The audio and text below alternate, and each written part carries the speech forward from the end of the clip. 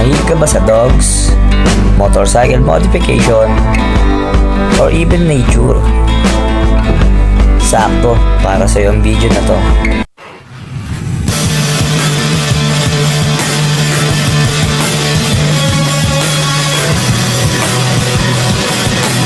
Nag-try ako ng 37 sa pilot, then 38 hanggang 42. So ayaw niya. So doon siya mas maiyang sa mas mababang main, ay mas mababang pilot jet. So which is yun nga yung 34, yung stock nung pitch bike. And then napansin ko naman nung tinest drive ko, yung 134 na main jet, medyo may problema. Pag sinagad ko yung throttle, ang bagal bumaba nung idle niya. So which is maano sa gas. So nagpalit ako ng mas mababa, nagtry ako ng 115 at yun na nga, tumugma na nga sa kanya. At yun, nag-decide na ako noon na 115 na nga yung main, tapos 24 lang yung slow jet ko. So ito na yung nangyari sa test drive. Wala na ba siya na? Bali dito sa video na to, maganda naman siya malakbo. Ang naging problema ko naman ngayon is kapag naka-neutral lang ako, taas baba masyado yung minor niya. So yun yung binago natin. Yup. So ngayon mag-spark plug reading tayo, no? Pero bago yun, gabiyahin muna natin to. Susunugan muna natin yung spark plug niya para ma-check natin kung anong sunog. So tara.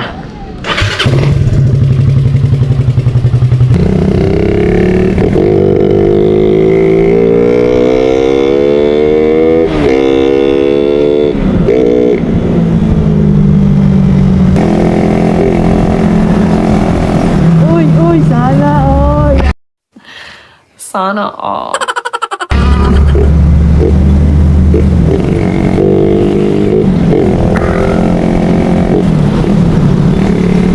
Alaw na naman yun, baby.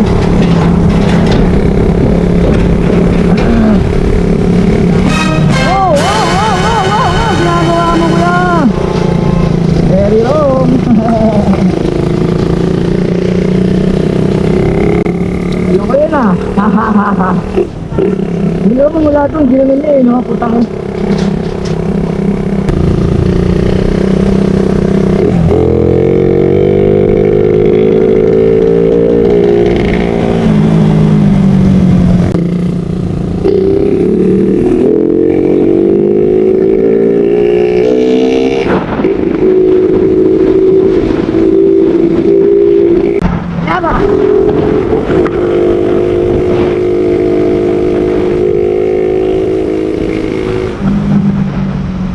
Nalag na. Lipat ka ng ng kabilang lane.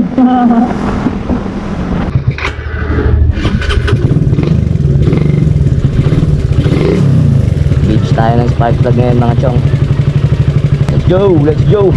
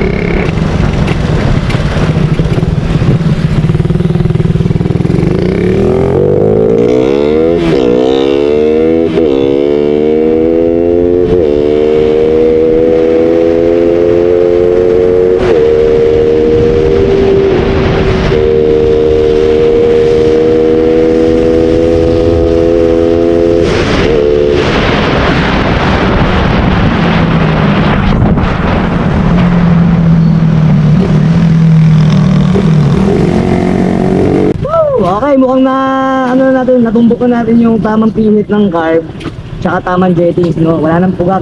Hindi na siya nagpugak-pugak doon. So, ang haba ng biritan na yun, nagamit natin yung hanggang 5th gear. Sa higher gearing na tayo, so wala namang ganun sa gitna. Minsan kasi ganun yun sa gitna eh. Kapag nasa na ako, higher RPM o higher gear, Gagano na siya sa bandang gitaw.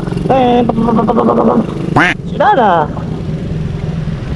Ano na siya, pupuga, bago siya bubuelo ulit na arangkada. Pero ngayon wala na, no? Kawalaan na siya. So, goods. Goods na goods na manakbo. Ay! Putik ka, tawid ka ng tawid dyan, Brad! Awit sa'yo! Dalawa pa naman kayo. Ang dadamay ka pa. Motovlogging baka nyo! O yan si ate, ang ganda ng tambay natin rin, ha? Chillin', relaxin'. Pero mamaya tatambay tayo dyan mga chong.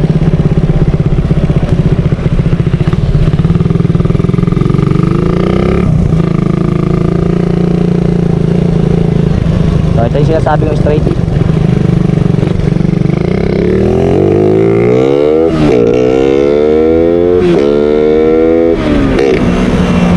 Ayos, taxi na to. Tumabi ka dyan. Go na. Pasok tayo dyan. Kaliwa tayo dyan. So yun, nakaka-testing na tayo. Pabalik tayo doon. Pakpakin natin.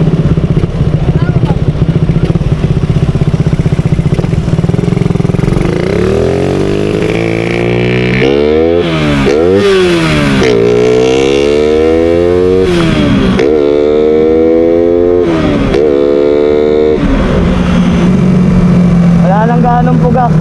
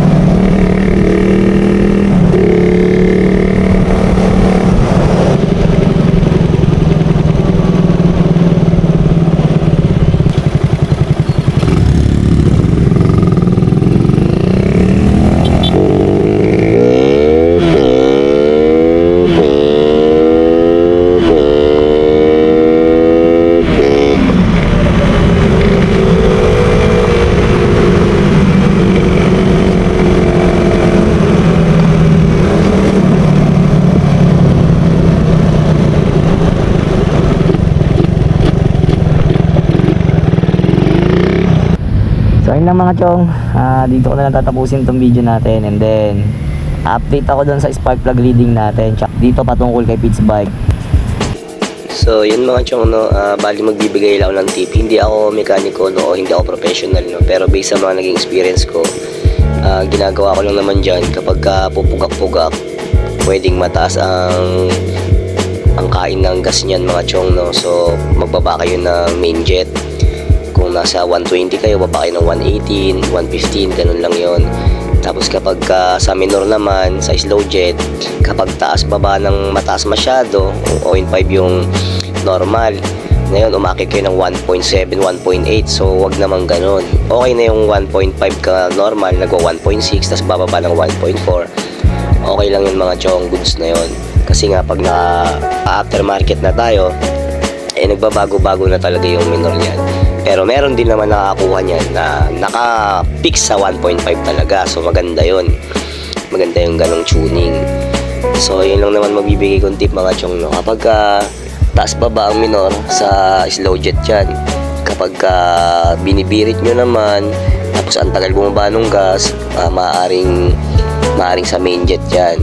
Tapos syempre, magre-reading kayo ng spark plug nyo para doon nyo malalaman kung bago kayo magpalit ng jettings. Kasi kung nagpalit ka agad ng jettings tapos hindi mo muna tinignan yung spark plug reading mo, so hindi mo malalaman kung paano adjustment ang gagawin mo. So yun lang naman yan mga chong. Ako, based lang to sa mga experience ko sa pagkakalikot ko sa motor ko mga chong. So yun lang, kukunin ko na rin yung pagkakataon para magpasalamat sa mga lahat na nakatama sa video na to. Mabuhay kayo, ride safe, tsaka stay healthy and fit. Babush!